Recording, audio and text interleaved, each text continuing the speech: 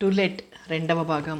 ఒకటవ భాగంలో ఆంజనేయులు దంపతుల ఇంటికి ప్రసాదరావు దంపతులు రెంట్కొస్తారు. కానీ 2 రోజులకే వాళ్ళు చెప్పకుండా ఖాళీ చేసి వెళ్ళిపోవడం, ఆ వాటాలో వీళ్ళు శవం కనుగొనడం చూసి నిర్ఘాంతపోతారు.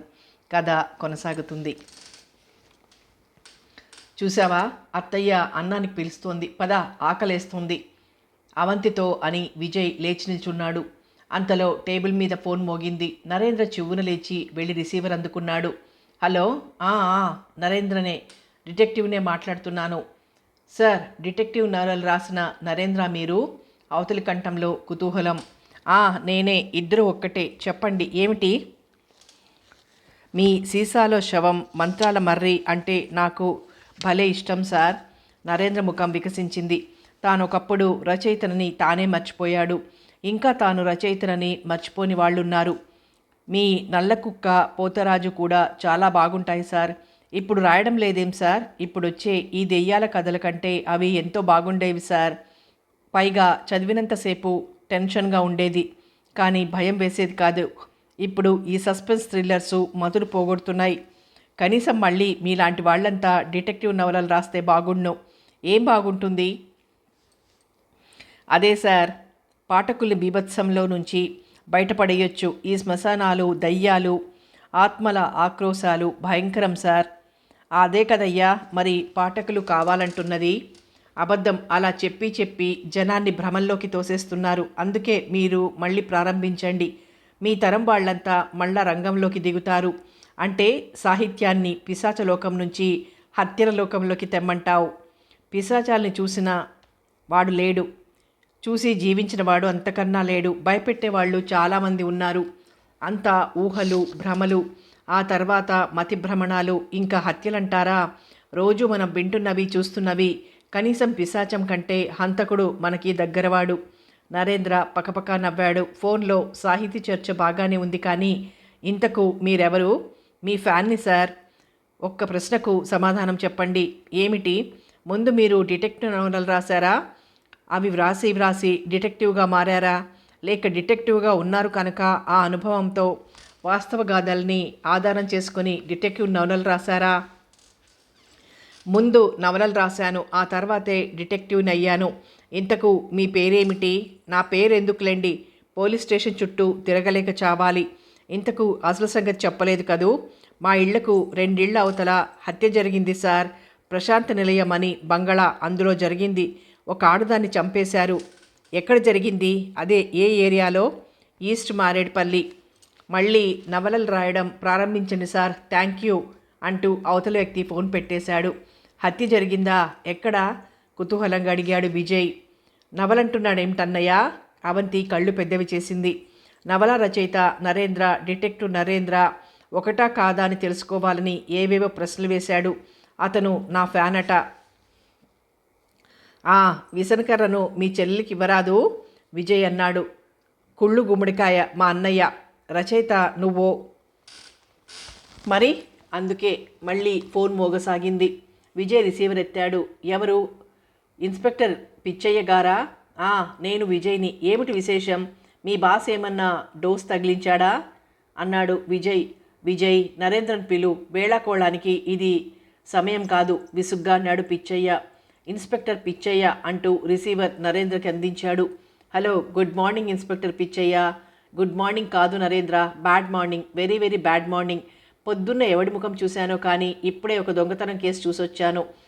మారేడుపల్లి ప్రశాంత నిలయం నుంచి ఫోన్ కాల్ వచ్చింది. హత్య, ఆడదాని హత్య రొప్పుతూ అన్నాడు పిచ్చయ్య.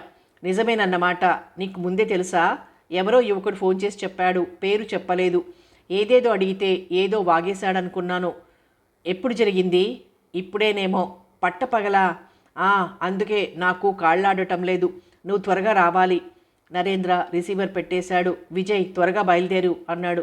విజయ్ షెడ్లో ఉన్న కారు బయటికి తీశాడు. అన్నయ్య, అన్నం తిని వెళ్ళకూడదు? పాపం బావ అప్పుడే ఆకలిగా ఉందన్నాడు అన్నది అవంతి స్టీరింగ్ ముందున విజయ్ని జాలిగా చూస్తూ. అయ్యో, అదేమిట్రా, అన్నం తినకుండానే పోతున్నారు? కారు స్టార్ట్ అయిన ధ్వని విని బయటకొచ్చి అనసూయమ్మ ఆదుర్దాగా అన్నది.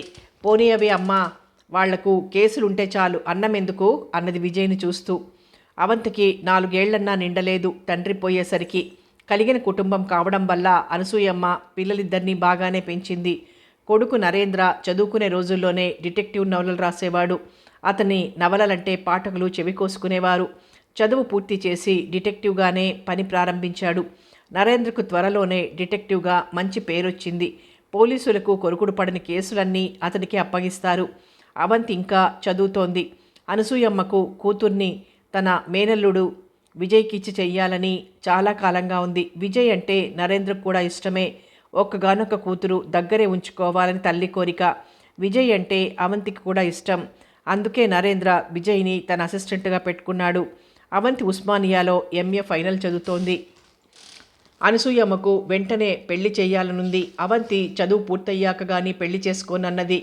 అన్న కూడా ఆమెనే బలపరిచాడు. పదమ్మ మనం భోంచేద్దాం. అనసూయమ్మ కూతురుతో అని లోపలికి వెళ్ళింది. ప్రశాంత నిలయం ఆవరణంతా జనంతో కిటకిటలాడుతోంది. పోలీస్ జీపులు, కార్లు కూడా ఉన్నాయి. రోడ్డు మీదున్న జనం లోపలికి రావడానికి తోసుకుంటున్నారు. పోలీస్ కానిస్టేబుల్స్ లాఠీలతో జనాన్ని అదుపు చేస్తున్నారు. వైట్ హార్స్ జనాన్ని తప్పుకొని ప్రశాంత నిలయం పోర్టికోలోకి వచ్చాగింది. డిటెక్టివ్ నరేంద్ర, అసిస్టెంట్ విజయ్ కారులోంచి దిగారు. White fiat latest model. దానికి విజయ్ వైట్ హార్స్ అని పేరు పెట్టాడు. అందరూ ఆ పేరుతోనే పిలవాలి. నరేంద్ర కానీ అవంతి కానీ పొరపాటుగా కారు తీయమంటే విజయ్ తీయడు. వైట్ హార్స్ తీయి అనాలి. అప్పటికే గవర్నమెంట్ డాక్టరు, వేలిముద్రల నిపుణుడు వచ్చారు. ఇన్స్పెక్టర్ పిచ్చయ్య ఎదురొచ్చి నరేంద్రను హత్య జరిగిన గదిలోకి తీసుకెళ్లాడు. విజయ్ వాళ్ళ వెనకే నడిచాడు. నరేంద్ర గదంతా పరిశీలించాడు. గదిలో పాతకాలం నాటి పందిరి మంచం ఉంది. ఆ మంచం మీద ఓ స్త్రీ శవం పడి ఉంది. పందిరి మంచం వెనక ఒక గోద్రేజ్ బీరువా తప్పించి ఇంకేమీ లేవు. సరే, ఇక మీ పని కానివ్వండి, పిచ్చయ్యతో అన్నాడు నరేంద్ర. గదిలో అవసరమైన ఫోటోలు తీయబడ్డాయి. డాక్టర్ పరీక్ష అనంతరం శవం మార్చురీకి పంపించబడింది. ఇన్స్పెక్టర్, హెడ్ కానిస్టేబుల్ సింహాచలం కలిసి మంచం కింద బీరువా వెనక వెతికారు. నరేంద్ర, ఇక్కడే ఒక అట్టపెట్టుంది అంటూ ఇన్స్పెక్టర్ పిచ్చయ్య ఒక అట్టపెట్టెను బీరువా వెనక నుంచి తెచ్చాడు. నరేంద్ర ఇన్స్పెక్టర్ చేతిలో నుంచి పెట్టెను తీసుకున్నాడు. మూత తెరిచి చూశాడు. చిన్న సైజు చెప్పుల జత ఉంది. చెప్పులు పెద్దగా వాడినట్లు లేవు, కొత్తగా ఉన్నాయి. అట్ట పై భాగాన modern shoe company, abide road, Hyderabad అనుంది. అంతకు మించి ఆ గదిలో మరో వస్తువేదీ దొరకలేదు. పైనున్న గదులన్నీ గాలించారు, ఏమీ దొరకలేదు. మనం ఇంకా క్రిందకు వెళ్ళొచ్చు అనుకుంటానన్నాడు ఇన్స్పెక్టర్తో డిటెక్టివ్ నరేంద్ర. నరేంద్ర, ఇన్స్పెక్టరు విజయ్ కిందికి దిగొచ్చారు. వాళ్లను చూసి ఆంజనేయులు లేచి నిల్చొని ఇన్స్పెక్టర్కు చేతులు జోడించాడు. పిచ్చయ్య నరేంద్రను, విజయ్ను పరిచయం చేశాడు. ఆంజనేయులు ఆ ఇద్దరికీ నమస్కరించాడు. అందరూ కూర్చున్నారు. ఆంజనేయులు కూడా మరో కుర్చీ లోపల నుండి తెచ్చివేసుకొని కూర్చున్నాడు. ఆంజనేయులు గారు, ఇంతకుముందు మీరు చెప్పిన దాన్ని బట్టి ఈ హత్య జరిగిన తీరు చాలా విచిత్రంగా ఉంది. హంతకుడు ఆ అమ్మాయి గుర్తు తెలియకుండా ముఖం కూడా చెక్కేశాడు. గదిలో ఆ అమ్మాయి తాలూకు బట్టలు కానీ వస్తువులు కానీ లేకుండా చేశాడు అన్నాడు ఇన్స్పెక్టర్ కుర్చీలో ముందుకు జరిగి. ఒక్క చెప్పుల జత మినహా విజయ్ అన్నాడు. ఆ చెప్పుల జత మినహాయించి ఇంకా గదిలో ఏ గుర్తులు లేవు. ఈ హత్యకు గురైంది ఎవరో చెప్పడానికి మీ సహాయం మాకు చాలా అవసరం. ఇప్పుడు డిటెక్టివ్ నరేంద్ర కొన్ని ప్రశ్నలు అడుగుతాడు. మీకు తెలిసినంత వరకు నిజం చెప్పండి అన్నాడు ఇన్స్పెక్టర్ ఆంజనేయులతో. నేను ప్రశ్నలు అడుగుతానని నీతో చెప్పానా అన్నట్టు అతని కేసు చూశాడు నరేంద్ర. ఇన్స్పెక్టర్ లేచి వరండాలోకి వచ్చి నిలబడ్డాడు. నరేంద్ర కూడా వరండాలోకి వచ్చాడు. ఇద్దరూ దూరంగా ఓ పక్కగా నిలబడ్డారు. పిచ్చయ్య, ఆంజనేయులు ముందు నీకేం చెప్పాడో నాకు చెప్పకుండానే నేనెలా ప్రశ్నలు వేస్తానో అన్నాడు నరేంద్ర. సారీ, ఈ మాట నువ్వు నాతో చాలాసార్లు అన్నావు, కానీ ఈ దారుణమైన హత్య చూశాక నాకు మతిపోయినట్టయింది అని ఆంజనేయులు తనతో చెప్పిన విషయాలు చెప్పాడు. 10 నిమిషాలు గడిచాక ఇద్దరూ హాల్లోకి తిరిగొచ్చారు. మీ వయసు ఎంత? నరేంద్ర ఆంజనేయులను అడిగాడు. నరేంద్ర ఏదో బ్రహ్మాస్త్రం విడవబోతున్నాడని కుతూహలంతో కూర్చున్న పిచ్చయ్యకు, విజయ్కు అతడి ప్రశ్న నిరాశ కలిగించింది. చచ్చు ప్రశ్న మనసులోనే అనుకున్నాడు విజయ్. నా వయసా అండి?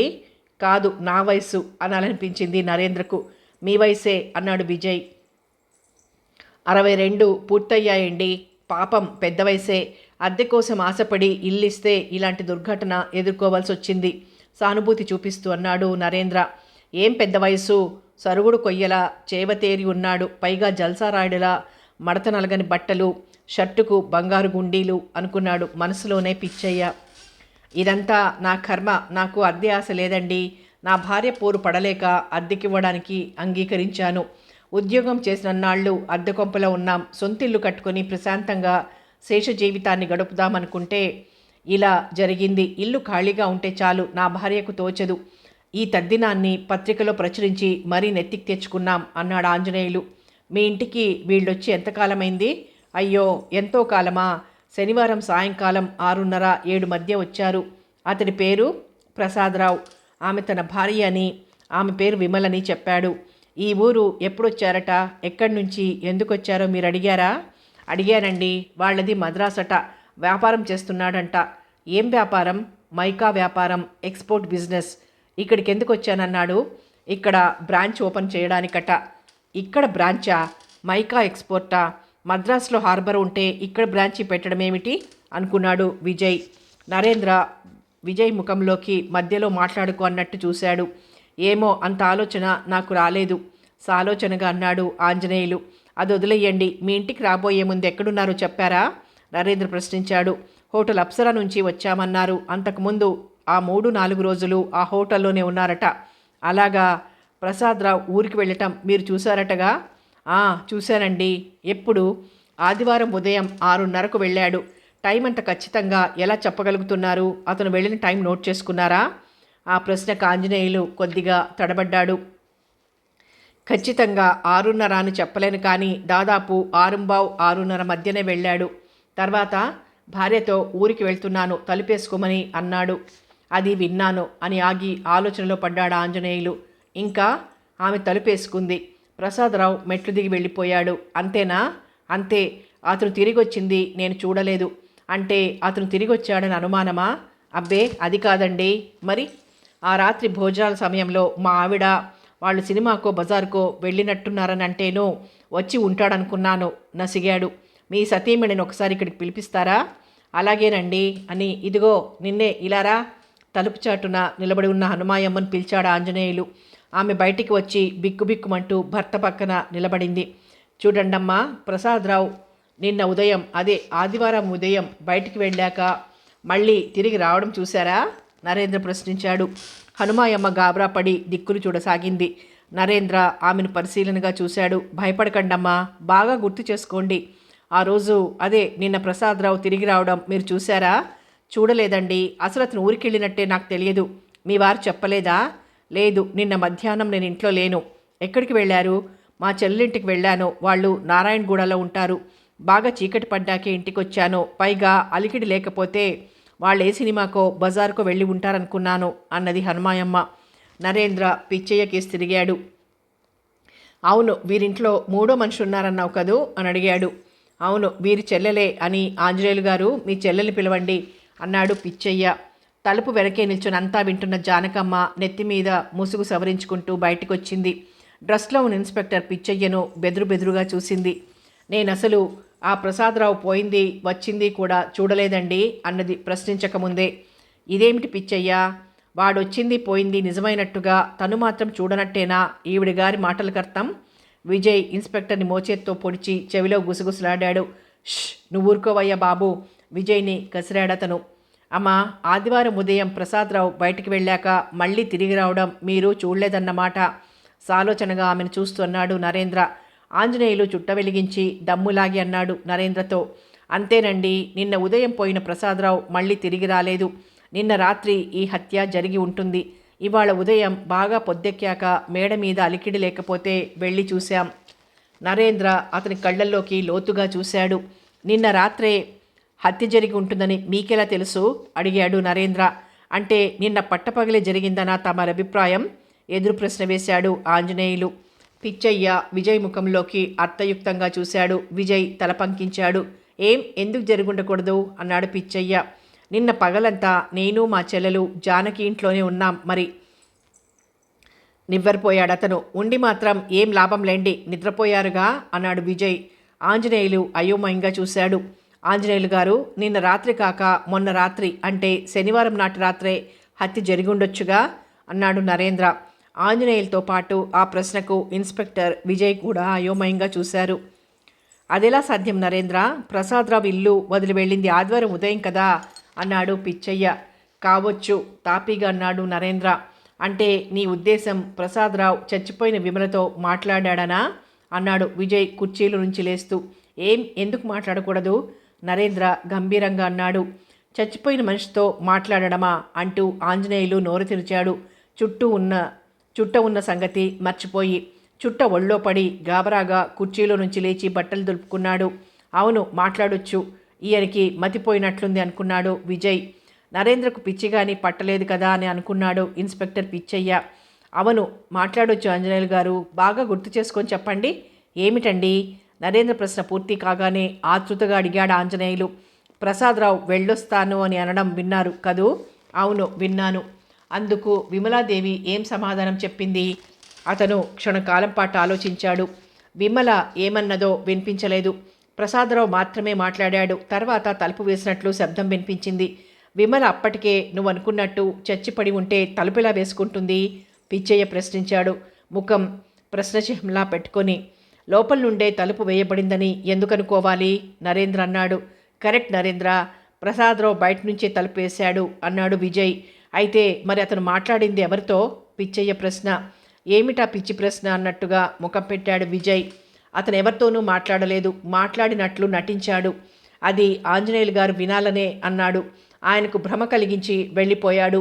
ఓ క్షణమాగి మళ్ళీ చెప్పుకుపోసాగాడు నరేంద్ర. మెట్ల గది తలుపులు హనుమాయమ్మగారు చూసినప్పుడు కానీ, ఆంజనేయులు గారు పైకి వెళ్ళినప్పుడు కానీ లోపల నుంచి గడియ వేసి లేవు కదా. ఆంజనేయుల కేసు తిరిగి, ఏవండి ఆంజనేయులు గారు అంతేనా అన్నాడు నరేంద్ర. అవును అంతే అన్నాడతను. ఆంజనేయులు గబుక్కున్న నరేంద్ర చెయ్యి పట్టుకొని, మీరు చెప్పిందంతా ఇప్పుడు నాకు అర్థమైంది. ఆ ప్రసాదరావు గారు వెళ్తూ 2 సూట్ కేసులు పట్టుకెళ్ళాడు. ఆ క్రితం సాయంకాలం వచ్చినప్పుడు కూడా 2 సూట్ కేసులతోనే వచ్చాడు. వెళ్ళేప్పుడు మళ్ళీ ఆ 2 తీసుకెళ్ళాడు. కాబట్టి నాకు ఆ విషయం తట్టలేదు. మామూలుగానే ఎక్కడికో వెళ్తున్నట్టుగా మాత్రమే అనిపించింది అన్నాడు.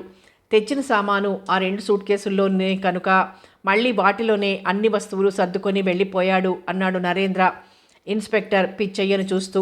కరెక్ట్ నరేంద్ర, ఇప్పుడు హంతకుడెవరో మనకు తెలిసిపోయింది. మనం చేయాల్సిన పని వాడిని గాలించి పట్టుకోవడమే. పిచ్చయ్య భుజాలు ఎగరేస్తూ అన్నాడు. గాలించి పట్టేస్తావా? ఇంతకు హత్య చేసింది ఎవరో నీకు తెలిసిందా? కొంటెగా చూస్తూ ప్రశ్నించాడు నరేంద్ర పిచ్చయ్యను. ఇన్స్పెక్టర్ గుటకలు మింగాడు. ఇంకా తెలియకపోవటం ఏమిటి? ఓ క్షణం ఆలోచించి అన్నాడు. అయితే చెప్పి ఎవరు? ఇంకెవరు? ఆ ప్రసాదరావే. ఎవరా ప్రసాదరావు? విమల ఎవరు? ఆ విమల ఇక్కడికి ఎందుకు వచ్చింది? మొదలైన విషయాలు ముందు తెలుసుకో. అంటే నీ ఉద్దేశం విమల ప్రసాదరావు కాల్పనిక వ్యక్తులనా అన్నాడు నరేంద్ర ముఖంలోకి గుచ్చిగుచ్చి చూస్తూ విజయ్. అవును నరేంద్ర, విమలా ప్రసాదరావు అంతా బూటకం. ఇందులో ఏదో పరమ రహస్యం ఉంది అన్నాడు పిచ్చయ్య. ఏదో గొప్ప రహస్యాన్ని కనిపెట్టినట్టుగా. అంత తెలివిగా మాట్లాడినందుకు తన తెలివికి తనే మురిసిపోయాడు. నరేంద్ర చిరునవ్వు నవ్వాడు. కానీ ఆ పరమరహస్యం ఏదో ఛేదించు. ముందు హత్య చేయబడిన స్త్రీ ఎవరో చెప్పు. ఆ తర్వాత హంతకుడి కోసం వేట ప్రారంభించు అన్నాడు డిటెక్టివ్ నరేంద్ర. బేష్, అదెంత పిని, నిమిషంలో తేల్చేస్తాను. మీ విజయ్ని నాకు వదిలిపెట్టు అన్నాడు పిచ్చయ్య. అంతకు ముందు నుంచే పిచ్చయ్య చేతిలో ఉన్న అట్టపెట్టెను చూస్తున్న విజయ్ దిగ్గున లేచాడు. పిచ్చయ్య చేతిలోని అట్టపెట్టెను తీసుకున్నాడు. నరేంద్ర ముందుకొచ్చి నుంచున్నాడు. నరేంద్ర, ఇదిగో ఇందులో ఉంది అసలు కీలకం అన్నాడు కళ్ళు మెరిపిస్తూ. ఓ అలాగా, చిరునవ్వు నవ్వాడు నరేంద్ర. అవును, ఎంత తెలివైన హంతకుడైనా హత్య జరిగిన చోట ఏదో ఒక క్లూ ఇచ్చే వస్తువు వదిలేస్తాడంటారు. ఆ వస్తువు ఇదే. హంతకుడు ఆమెనెవరూ గుర్తుపట్టకుండా ముఖం చెక్కేశాడు. కానీ ఆ ఫూల్ ఈ చెప్పులు వదిలేశాడు. ఇప్పుడు ఇవి మన చేతిలో ఉన్నాయి. అంటే హంతకుడిని పట్టుకోవడానికి ఈ చెప్పులే మనకు క్లూ. ఈ క్లూతో ముందుకు సాగిపోవచ్చు. ఈ చెప్పులు కొన్న కంపెనీ పేరు కూడా పెట్టె మీద ఉంది. ఇంతకంటే ఇంకేం కావాలి మిస్టర్ పిచ్చయ్య అన్నాడు విజయ్. హంతకుడు చేయి చాపితే అందేంత దూరంలో ఉన్నట్టుగా పిచ్చయ్య విజయ్ భుజం తట్టాడు. మనవాడు అఖండుడు అన్నాడు హాస్యధోరణిలో నరేంద్రను చూస్తూ. రైట్, మీరు ముందా పని చూడండి. హత్య చేయబడిన స్త్రీ ఎవరో ముందు మనకు తెలియాలి. దాని మీదే మన ఇన్వెస్టిగేషన్ ఆధారపడి ఉంటుందని లేచి నుంచున్నాడు నరేంద్ర. ఆంజనేయులు గారు, ఇక మేం వెళ్తాం. మళ్ళీ అవసరమైనప్పుడు కలుసుకుంటామని నరేంద్ర పైకి వెళ్ళి బాత్రూమ్ తలుపులు తీసి చూశాడు. గదంతా శుభ్రంగా కడిగి ఉంది. కొద్ది నిమిషాలు గదిని పరిశీలనగా చూసి కిందికి దిగొచ్చాడు. ముగ్గురు కారు ఎక్కుతుంటే ఆంజనేయులు కారు దగ్గర నిలబడ్డాడు. కారు సాగిపోయాక తిరిగి ఇంట్లోకొచ్చాడు. క్రైమ్ బ్రాంచ్ సబ్స్టేషన్లో ఇన్స్పెక్టర్ని దించి నరేంద్ర, విజయ్ ఇంటికొచ్చారు. 3 అయింది, ఇంకా ఏం భోజనం చేస్తాంలే, అమ్మ నిద్రపోతూ ఉంటుంది, ఇప్పుడు లేచిందా, ఇంతసేపు అన్నం కూడా తినకుండా ఏం చేస్తున్నారంటూ గొడవ ప్రారంభిస్తుంది అన్నాడు నరేంద్ర విజయ్తో. అత్తయ్యను లేపడం ఎందుకు, అవంతిని లేపుకొస్తాను, అన్నం పెడుతుంది అంటూ విజయ్ అవంతి గదిలోకి వెళ్ళాడు. గదిలో మంచం మీద దిండులో ముఖం దూర్చి పడుకునుంది అవంతి. అంతవరకు చదివిన పుస్తకం మంచం పక్కన పడుంది. విజయ్ చప్పుడు కాకుండా వెళ్ళి అవంతి జడ పట్టుకుని గుంజాడు. అవంతి ఉలిక్కిపడి లేచి కూర్చుని అరవబోయింది. వెనక నుంచే తెరిచిన నోటి మీద చేయి వేసి, ప్లీజ్ అవంతి, అరవకు, అత్తయ్య లేస్తుంది అన్నాడు విజయ్. ఆమె నోటి కింద ఉన్న విజయ్ చెయ్యి చిన్నగా ఆమె గడ్డం కిందకి పాకింది. ఊరుకో, అన్నయ్య చూస్తాడు, నన్ను మీ అన్నయ్య పంపించాడు చిలిపిగా అన్నాడు విజయ్. అయితే అమ్మను కేకేస్తా, వద్దొద్దు, ఆ పని మాత్రం చెయ్యకు, అయితే నా జడ వదులు, ఆమె జడ వదిలి మాకన్నం వడ్డిస్తావా అన్నాడు విజయ్. ఇంకా తినలేదా ఆశ్చర్యంగాని ఆమె వంటింటికేసి నడిచింది. డిటెక్టివ్ నరేంద్ర ఉదయం తన గదిలో కూర్చుని వార్తాపత్రికలో తిరగేస్తున్నాడు. అన్ని దినపత్రికల్లో హత్య గురించిన వార్త వచ్చింది. ఆంజనేయుల ఇంట్లో జరిగిన విమల హత్య అనే ఒక పత్రిక, ప్రశాంత నిలయంలో విమల అని పిలువబడే యువతి హత్య అని ఇంకో పత్రిక, విమల అనే ఓ కోమలి వధకథ అని అలంకారాల మీద మోజు చూపే మరో పత్రిక బాక్సులు కట్టి ప్రచురించాయి విమల హత్యా వార్తని. ఈ రోజుల్లో ఒక హత్య జరిగిందంటే పోలీసుల కంటే పత్రికల వాళ్లకే ముందు తెలిసిపోతున్నది. చూసింది చూసినట్టు రాయరు, దానికి చిలవలు పలవలు కల్పించి రాస్తారు. వ్యాసం చివర్లో ఇలా అని తెలుస్తుంది అనో, ఉన్నతాధికారులు భావిస్తున్నారు అనో, ఊహించబడుతోంది అనో రాయడం ఈ పత్రికల విలేకరులకు అలవాటైపోయింది. ఒక్కోసారి ఈ మా విలేకరులు స్వవిలేకరుల వల్ల ప్రజల్లో అనవసరమైన భయోత్పాతం, సంచలనం కలగడం వల్ల అధికారులు తప్పటడుగులు వేయడం జరుగుతుంది. ఒక్కొక్క పత్రిక చూసి టేబుల్ మీద వేస్తూ ఆలోచిస్తున్నాడు నరేంద్ర. విమల ఎవరు, ప్రసాదరావు ఎవడు, వీరిద్దరికీ ఉన్న సంబంధం ఏమిటి, హత్య చేయడంలో ఆడదాన్ని గుర్తు తెలియకుండా ముక్కు చెక్కేయడంలో ఉద్దేశం ఏమిటి, వాళ్ళిద్దరూ కలిసి ఉండడం కొందరికైనా తెలుసుండాలి, అందుకే గుర్తు తెలియకుండా ఆమె ముఖం చెక్కబడింది. ఇద్దరూ కలిసి ఊరు రావడం, ఈ ఇంటికి రావడం, వాళ్లను ఎరుగున్న వాళ్లకు తెలిసిందనే అనుమానం హంతకుడికొచ్చిందా? ఆమె వంటి మీదున్న నగలు ఏ నగల వ్యాపారి దగ్గరికి చేరుంటాయి? ఆమె బట్టలు ఎక్కడికి చేర్చబడి ఉంటాయి? ఈ హత్యకు దారితీసిన బలవత్తర కారణం ఏమై ఉంటుంది? నరేంద్ర బుర్రలో ఆలోచనలు తూనీగల్లా ఒకదాని తర్వాత ఒకటి ఎగురుతున్నాయి. అంతలో ఇన్స్పెక్టర్ పిచ్చయ్య ఈల వేసుకుంటూ లోపలికొచ్చాడు. అతడి వెనకే విజయ్ వచ్చాడు. నరేంద్ర ఇద్దరినీ పరిశీలనగా చూశాడు. ఇద్దరి ముఖాల్లో సంతోషం కొట్టొచ్చినట్టు కనిపిస్తోంది.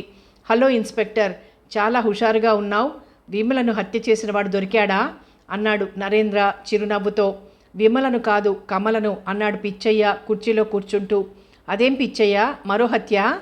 కమల అనే ఆవిడ కూడా హత్య చేయబడిందా అన్నాడు తెచ్చిపెట్టుకున్న ఆశ్చర్యం ప్రకటిస్తూ నరేంద్రను చూస్తూ పిచ్చయ్య విరగబడి నవ్వాడు. విజయ్, చెప్పబోయి మీ బాస్కు కమలే విమల అంటుండగానే పిచ్చయ్య మాట మధ్యలోనే అందుకుని విజయ్, విమలే కమల అన్నాడు. అసలు సంగతి చెప్పండి అన్నాడు నరేంద్ర. చాలా ఉపయోగకరమైన ఇన్ఫర్మేషన్ దొరికింది బాస్ అన్నాడు విజయ్. అందువల్లనే విమల కమల అయిన వైనం తెలిసింది అన్నాడు పిచ్చయ్య. ఇంతకు ముందే శవాన్ని చెప్పులవాడు చూసి గుర్తుపట్టడం కూడా జరిగింది అన్నాడు విజయ్. మరేమనుకున్నావు పిచ్చయ్య తడాకా అంటే అనేసి నాలుక ఖర్చుకొని విజయ్ కేసు చూసి, విజయ్ అంతటివాడు ఈ పిచ్చయ్యకు సారథ్యం చేస్తే చెయ్యలేని పనంటూ ఉంటుందా అన్నాడు ఆయన గర్వంగా. మిస్టర్ పిచ్చయ్య, వాడి సారథ్యం గురించి తీరిగ్గా చెప్దూ గాని ముందు ఇది చెప్పు, ఆ చెప్పుల వాడెవడు? విమల సారీ కమల గురించి ఇంకేం చెప్పాడో వివరంగా చెప్పు. కొంచెం తీవ్రంగా ఉంది నరేంద్ర కంఠం. పిచ్చయ్య నడుం బెల్ట్ సవరించుకొని ఓ మారు సకిలించి చెప్పడం ప్రారంభించాడు. మోడ్రన్ షూ కంపెనీ అబిడ్స్ వెళ్ళాం. ఎప్పుడు? ఇవాళ పొద్దున్నే. తర్వాత ఆ షాపులో సేల్స్మ్యాన్గా ఉన్న ఓ నడివయసువాడు 2 నెలల క్రితం ఈ చెప్పులు కమల అనే ఆమెకు అమ్మామని చెప్పాడు. ఆ రకం చెప్పులు సాధారణంగా అమ్మరట, అందుకే ఆమె ఆర్డర్ చేసి చేయించుకున్నదట. అంటే ఆమె కుడికాలు ఎడంకాలు కంటే కొంచెం కురచగా ఉంటుందట. అందుకే ఆమె చాలా కాలంగా ఆర్డర్ ఇచ్చి వాళ్ళ షాపులోనే చెప్పులు కుట్టించుకుంటూ ఉంటుందట. అందువల్ల ఆమె పేరు రూపం ఆ షాపు వాళ్ళందరికీ పరిచయమేనట. పైగా ఆగావేం చెప్పు, అన్ని రంగుల్లో కుట్టిస్తుందట. ఆర్డర్ ఇవ్వడానికి వచ్చినప్పుడల్లా ఒక మగాడితో వస్తుందట. ఆగాగు, ఒకే మగాడితో వస్తుందా, లేక వచ్చినప్పుడల్లా వేరే వేరే మగాళ్లతో వస్తుందా?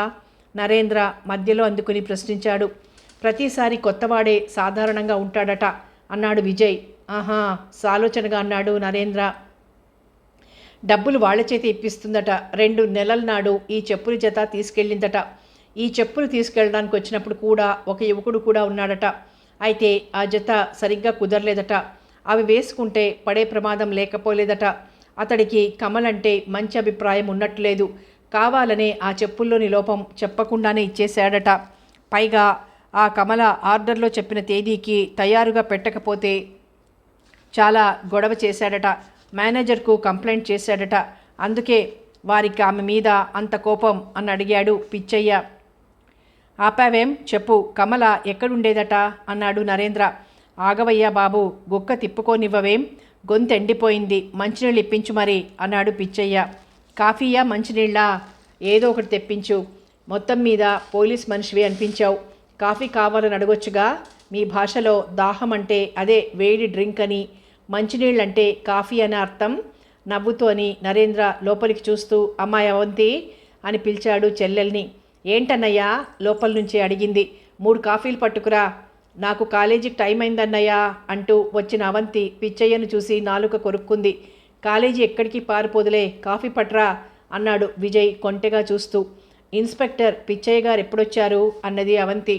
మనం వచ్చి చాలాసేపు అయిందిలే. మీ అన్నయ్యకు సమాధానాలు చెప్పి చెప్పి మా గొంతులు పిడిచకట్టుకుపోయాయి. కాస్త కాఫీ ఇచ్చి పుణ్యం కట్టుకో తల్లి అన్నాడు పిచ్చయ్య.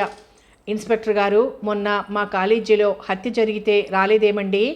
పిచ్చయ్య కుర్చీలో ఎగిరి కూర్చుంటూ, కాలేజీలో హత్య? ఎవరిని, మీ ప్రిన్సిపాల్నేనా అన్నాడు. అవంతి కిలకిలా నవ్వింది. ప్రిన్సిపాల్ హత్య కాదండి బాబు, మరి ఆ ఆడ లెక్చరర్నేనా మధ్యలో అందుకుంటూ అన్నాడు. హత్య అంటే నిజంగా హత్య కాదండి, హత్య అనే నాటకం వేశాం. మళ్ళీ కిలకిలా నవ్వింది అవంతి. బతికించావు, ఆ ప్రిన్సిపాల్ గారిని ఎవరైనా లేపేశారేమనుకున్నాలే అన్నాడు పిచ్చయ్య బిగ్గరగా నవ్వుతూ. పిచ్చయ్య గారు, ఈ సంవత్సరం మీ అబ్బాయిని డీబార్ చేశారా నవ్వుతూ అన్నాడు విజయ్. అవంతి, ఫ్లాస్క్లో కాఫీ ఉంది, 3 కప్పుల్లో పోసి తీసుకురా త్వరగా అన్నాడు నరేంద్ర. అవంతి 3 కప్పుల నిండా కాఫీ తెచ్చి బల్ల మీద పెట్టి వెళ్ళిపోయింది. కాఫీ తాగి సిగరెట్ వెలిగించి ఇన్స్పెక్టర్ పిచ్చయ్య మళ్ళీ చెప్పసాగాడు. ఆ సేల్స్మెన్, అదే వాడి పేరు యాదగిరి, కమల ఎక్కడుండేదని అడిగితే చెప్పడం కష్టం సార్ అన్నాడు. నారాయణగూడలో, చాంద్రాయణగుట్టలో, లాలాగూడలో, బేగంపేటలో నెలకొక ప్రాంతంలో కనిపించేదట. అయితే ఫుడ్ కార్పొరేషన్ ఆఫీస్ ముందు తరచుగా కనిపించేదని చెప్పాడు. మరెక్కడైనా పనిచేస్తుందేమో తెలుసుకోలేదా అడిగాను. ఏమన్నాడు? ఒకరోజు ఆఫీస్లో పనిచేస్తున్నావా అని యాదగిరి అడిగితే అవునన్నదట. అంతకంటే ఇంకేమీ ఇన్ఫర్మేషన్ వాడి నుంచి దొరకలేదు. శవాన్ని గుర్తుపట్టాడన్నావు? అవును, ఇంతకుముందే మార్చుడికి తీసుకెళ్ళాం. అంత దూరం నుంచి శవాన్ని చూసి కళ్ళు తేలేశాడు. శవం బాగా కుళ్ళిపోయింది, ముఖం చెక్కేసి మహా భీకరంగా ఉంది. తలకట్టు, ఒడ్డు, పొడుగు అంతా కమలే అన్నాడు యాదగిరి. అతడి స్టేట్మెంట్ తీసుకొని పంపించేశాం. నేను విజయ్ వాడినట్ట పంపించి ఇటొచ్చాం అన్నాడు పిచ్చయ్య. వెరీ గుడ్, అలాగే ఆ కార్పొరేషన్ కూడా పోయొస్తే బాగుండేదిగా అన్నాడు నరేంద్ర. నిజమేననుకో, జరిగింది ముందు నీకు చెప్పాలనే కుతూహలంతో వచ్చాం. కార్పొరేషన్కు సాయంకాలం వెళ్తాం, నువ్వు కూడా రా అని లేచి నిల్చున్నాడు. వదులుగా కాకి ప్యాంట్లో నుంచి బయటకు వచ్చిన కాకి షర్టును ప్యాంట్లోకి దూర్చాడు. 2 అడుగులు వేసి ఏదో గుర్తొచ్చినట్టు ఆగి వెనక్కి చూశాడు. మర్చిపోయా చెప్పడం. ఏమిటి? పోస్ట్ మార్టం రిపోర్ట్ వచ్చింది. శవ పరీక్ష పూర్తయిందా? మరి చెప్పవేం విసుక్కున్నట్టుగా అన్నాడు నరేంద్ర. అదేనయ్యా, మర్చిపోయానన్నాగా. సరే, రిపోర్ట్లో ఏమిచ్చాడు ఆ డాక్టర్? రాత్రి 10 గంటలకు శవ పరీక్ష జరిగింది. అప్పటికి 46-47 గంటలై ఉంటుందట ప్రాణం పోయి. విమలను గొంతు పిసికి చంపినట్టు, ఆ తర్వాత ముఖం చెక్కినట్టు రిపోర్ట్ చెబుతోంది. సాయంకాలం ఓసారి నువ్వు కూడా ఆ రిపోర్ట్ చూడు అన్నాడు పిచ్చయ్య. 46 గంటలంటే శనివారం రాత్రే ఈ హత్య జరిగిందన్నమాట అన్నాడు నరేంద్ర చిన్నగా తనకి తానే చెప్పుకుంటున్నట్టుగా. నువ్వు ఊహించడము అది కాకపోవడము జరగదు. అక్షరాల నువ్వు చెప్పిందే కరెక్ట్. డాక్టర్ రిపోర్ట్ కూడా చెప్తోంది. డిటెక్టివ్ నరేంద్ర నాకు సన్నిహితుడు కావడం, నా కేసులకు పని చేయడం నిజంగా నా అదృష్టంగా భావిస్తున్నాను. వస్తా మరి. ఇన్స్పెక్టర్ పిచ్చయ్య డిటెక్టివ్ అంటే తనకున్న అభిప్రాయాన్ని అభిమానాన్ని కక్కేసి వెళ్ళిపోయాడు. సాయంకాలం 7:30 వేడిగా ఉంది. పోలీస్ జీపు అబిడ్ రోడ్లో దూసుకుపోతోంది. వేడి గాలి లోపలికి దూసుకొస్తోంది. జీపులో కూర్చున్న వాళ్ళకి చెమట్లు పోస్తున్నాయి. గాలి వేడి దూసుకొస్తోంది. కళ్ళు మండాయి విజయ్కి. ముక్కోళ్ళు ఆరిపోతున్నాయి. అతనికి చిరాగ్గా ఉంది. మనం వైట్ హార్స్లో రావాల్సింది అన్నాడు. ఏం జీపు బాగాలేదా అన్నాడు పిచ్చయ్య. నీ పేరుకు తగ్గట్టే ఉంది అని అనాలనిపించింది విజయ్కి. అబిడ్ రోడ్లో ఉన్న ఒక కుడిపక్క సందులోకి జీపు తిరిగింది. కార్పొరేషన్ ముందాగింది. పోలీస్ జీప్ చూడగానే అసిస్టెంట్ మేనేజర్కు అటెండర్ వెళ్ళి చెప్పాడు గాబరాగా. అతను లేచి బయటకు వచ్చి ఇన్స్పెక్టర్ని చూడగానే విష్ చేసి లోపలికి తీసుకెళ్లాడు. తన గదిలో అందరికీ అతి వినయంగా కుర్చీలు చూపించాడు కూర్చోమని. నరేంద్రను, విజయ్ను, అసిస్టెంట్ మేనేజర్ను పిచ్చయ్య పరిచయం చేశాడు. కమల అనే అమ్మాయి మీ ఆఫీస్లో పనిచేస్తుందా అని అడిగాడు ఇన్స్పెక్టర్ పిచ్చయ్య. ఎవరు? కమల? ఇప్పుడు లేదు. 1 నెల క్రితమే ఉద్యోగానికి రిజైన్ చేసి వెళ్ళిపోయింది అన్నాడు అసిస్టెంట్ మేనేజర్. అతడి ముఖంలోనూ గొంతులోనూ కమలంటే అతడికి ఏహ్యభావం ఉన్నట్టు తోచింది నరేంద్రకు. ఎందుకు రిజైన్ చేసింది అన్నాడు నరేంద్ర. తనకి ఇంకెక్కడో ఇంతకంటే మంచి ఉద్యోగం రాబోతోందని చెప్పింది. పీడ వదిలిందే చాలని మేము వెంటనే ఆమెను రిలీవ్ చేశాం అన్నాడు మేనేజర్. ఎందుకు అలా అనుకున్నారు? ఆమె సరిగ్గా పనిచేసేది కాదు. పనిచేసిన రోజుల కంటే లీవులే ఎక్కువ ఉండేవి. ఏదో సాకు చెప్పేది. ఆమె వ్యక్తిగత జీవితం గురించి కానీ ఆమె స్నేహితుల గురించి కానీ మీరేమైనా చెప్పగలరా? ఆఫీస్లో పనిచేస్తున్నంత మాత్రాన ఆడవాళ్ల జీవితాలకి తొంగి చూసే అలవాటు నాకు లేదు. మాకు అవసరం కూడా లేదు. మాకు కావాల్సింది పని బాగా చేయడం అన్నాడు అసిస్టెంట్ మేనేజర్ తీవ్రంగా.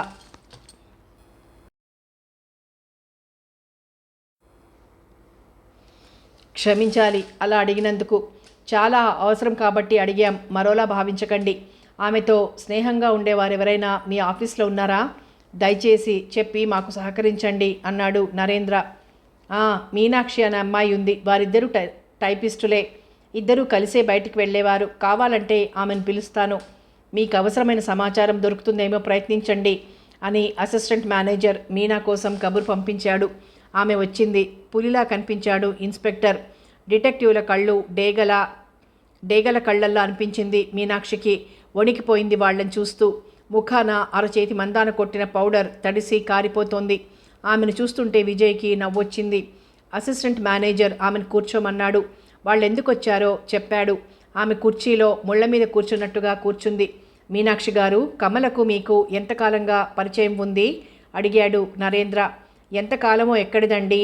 అదే ఎంతకాలం? అంతా 3 నెలలలోపు. నేను ఇక్కడ చేరిన 3 నెలల లోపే మానేసి వెళ్ళిపోయింది. ముఖానికి పట్టిన చెమటను అరచేత్తో తుడుచుకుంటూ అన్నది. ఆమె జవాబు నరేంద్రకు నిరాశ కలిగించింది. కమల ఉద్యోగం మానేసి ఎక్కడికి వెళ్ళిందో తెలుసా? తెలియదండి. ఆమె కోసం మగవాళ్ళు ఎవరైనా వచ్చేవాళ్ళా? ఆమె మాట్లాడలేదు. బాగా ఆలోచించుకొని చెప్పండి. ఆమె వెళ్ళిపోయే రోజు ఆమె కోసం ఒక ఆయన వచ్చాడు. ఆమె రిలీవ్ అయి వెళ్లేదాకా అతడు ఆమె కోసం విజిటర్స్ రూమ్లో కూర్చున్నాడు. 5 గంటలకు ఇద్దరు కలిసి వెళ్ళిపోయినారు. ఆ తర్వాత వాళ్ళిద్దరిలో ఎవరైనా కనిపించారా? లేదు. ఆమె ఇక్కడ పనిచేస్తున్నప్పుడు ఎక్కడుండేదో తెలుసా? సరిగ్గా తెలియదు. ఒకసారి నారాయణగూడ నుండి, ఒకసారి లాలాగూడ నుండి వస్తుండేది అన్నది మీనాక్షి. థ్యాంక్స్ మిస్ మీనాక్షి అని నరేంద్ర లేచి నిలబడ్డాడు. ఇన్స్పెక్టర్ పిచ్చయ్య అసిస్టెంట్ మేనేజర్కి థ్యాంక్స్ చెప్పి బయలుదేరాడు. జీపు బయలుదేరింది. ఇన్స్పెక్టరు, నరేంద్ర ముందు కూర్చున్నారు. విజయ్ విసుగ్గా వెనకగా ఎక్కి జీప్లో వెనక సీట్లో కూర్చున్నాడు. మీనాక్షి చెప్పింది చెప్పుల షాపులో తెలిసిన విషయాన్ని బలపరుస్తుంది కదూ నరేంద్ర అన్నాడు ఇన్స్పెక్టర్. నరేంద్ర అవునన్నట్లు తల పంకించాడు. జేబులో నుంచి సిగరెట్ పెట్టే లైటర్ తీసి సిగరెట్ వెలిగించుకున్నాడు. ఆమె చెప్పిన దాన్ని బట్టి నాకు తోచిన అభిప్రాయాన్ని చెప్పనా? వెనక నుంచి విజయ్ అడిగాడు. చెప్పు అన్నాడు నరేంద్ర సిగరెట్ తీసి పొగ వదులుతూ. కమల రిజైన్ చేసిన రోజు ఆఫీస్కి వెళ్ళిన వాడే ప్రసాదరావు. వాడే ఆమెను చంపి గుర్తు తెలియకుండా ముఖాన్ని చెక్కాడు. కమలకు మాయమాటలు చెప్పి కొంతకాలం ఎక్కడో అక్కడ తిప్పి ఉంటాడు. కమల పేరు విమలగా మార్చాడు. మళ్ళీ హైదరాబాద్ వచ్చి ప్రశాంత్ నిలయంలో చేరాడు. ఆ రాత్రే ఆమెను చంపి నగా నట్రాతో పారిపోయాడు అన్నాడు విజయ్. కొండను తవ్వి వెనకటికెవడో ఎలుకను పట్టుకున్నాడట. అలా ఉంది నువ్వు చెప్పింది. ఆ విషయం ప్రత్యేకంగా చెప్పాలా? అంతగాక మరి ఇంకేం జరుగుతుందనుకుంటారు ఎవరు మాత్రం అన్నాడు పిచ్చయ్య. తనకు ఆ విషయం ఎప్పుడో తెలిసినట్టుగా. కమల విమలగా పేరెందుకు మార్చుకుందంటారు? నరేంద్ర నొసలు ముడిపడ్డాయి. పిచ్చయ్య గిర్రున తల తిప్పి జీప్లో వెనక్కి కూర్చున్న విజయ్ ముఖంలోకి చూశాడు. ఇద్దరూ ఆలోచనలో పడ్డారు. ఏముంది, వాడే మార్చేసుంటాడు అన్నాడు పిచ్చయ్య. అందుకు ఆమె అంగీకరించడానికి కారణం ఏమై ఉంటుంది? ఆడది, దాని ఇష్టాలు ఎవరు పట్టించుకుంటారు? వాడికి మార్చాలనిపించింది, మార్చేశాడు. గబగబా ఎవరో తరుముకొస్తున్నట్లుగా గొంతు బాగా పెంచి అన్నాడు పిచ్చయ్య. మిస్టర్ పిచ్చయ్య, గొంతులో కాదు బలం చూపాల్సింది, వాదనలో చూపాలి. నరేంద్ర చిరునవ్వు విసిరాడు. నరేంద్ర నవ్వడంతో పిచ్చయ్య శాంతించాడు. అయితే ఆ కారణం ఏమిటో నువ్వే చెప్పు అన్నాడు పిచ్చయ్య. ఆ మాట చెప్పే ముందు చాలా విషయాలు తెలుసుకోవాలి. ముఖ్యంగా వాళ్ళిద్దరి మధ్య ఉన్న ఆ రహస్య సంబంధం ఏమిటో తెలుసుకోవాలి పిచ్చయ్య. ఇక్కడ నువ్వు విషయం మర్చిపోయావు. విమల, కమల దిద్దాడు నరేంద్రను పిచ్చయ్య. కమల వంటి మీద నగలు మాయమయ్యాయి. వాటి కోసం నువ్వు తీవ్రంగా గాలించాలి. బంగారు కొట్ల ముందు మంచి నిఘా పెట్టు. నువ్వు నగల కోసం గాలిస్తున్నట్లుగా ఎవరికి అనుమానం రాకూడదు అని ఆగి పిచ్చయ్యను తలతిప్పి చూశాడు. వింటున్నావా అన్నట్టు నరేంద్ర. వింటున్నాను, చెప్పు. అనవసరంగా నగల వ్యాపారస్తుల్ని పట్టుకొని లాఠీ జులుం చూపించకు, బెదిరించకు. అలా చేస్తే అసలు విషయాన్ని మనం రాబట్టలేం. బాగా నమ్మకం కుదిరాక అరెస్ట్ చెయ్యి, అంతేగాని అనుమానం వచ్చి రాకముందే అరెస్ట్ చెయ్యకు. అసలు నగల విషయం పూర్తిగా మర్చిపోయినట్టే నటించాలి, హంతకుల్ని నమ్మించాలి అన్నాడు నరేంద్ర. వెరీ వెల్ నరేంద్ర, అలాగే చేస్తాను అన్నాడు పిచ్చయ్య. జీపు నరేంద్ర ఇంటి ముందాగింది. విజయ్, నరేంద్ర దిగారు. పిచ్చయ్య కూడా దిగి శాల్యూట్ కొట్టి ఎగిరి జీపెక్కి కూర్చున్నాడు. అతను జీప్ ఎక్కే పద్ధతికి నవ్వొచ్చింది నరేంద్రకు. జీప్ దూసుకెళ్ళిపోయింది. విజయ్ గేటు తీసి పట్టుకుని నిల్చున్నాడు. నరేంద్ర లోపలికి రాగానే గేటు వేసి అతడు వెనకే ఇంట్లోకి నడిచాడు విజయ్. కథ కొనసాగుతుంది.